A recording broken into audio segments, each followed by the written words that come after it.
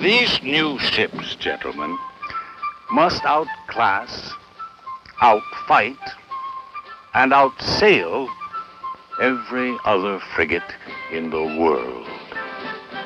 Old Ironsides did what she was designed to do, and more.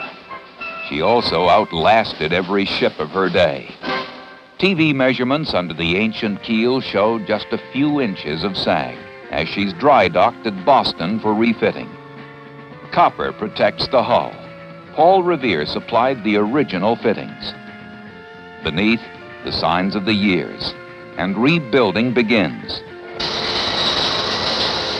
Modern methods where possible, ancient ones where necessary. U.S.S. Constitution. She'll be afloat again for the nation's bicentennial celebrations. Bicentennial is bringing new life to old towns. In the more than 2,000 official bicentennial communities across the country, scenes like this are going on. Historic buildings are being restored, being reused, not only to cherish our heritage, but also to bring it into use for the present and for the future. We see with a fresh eye architectural details unique to our builders.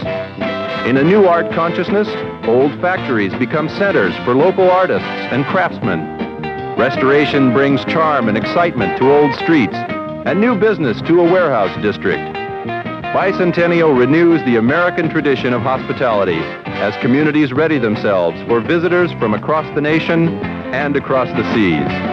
For the Bicentennial of the United States, let us remember, let us celebrate, let us shape a better tomorrow.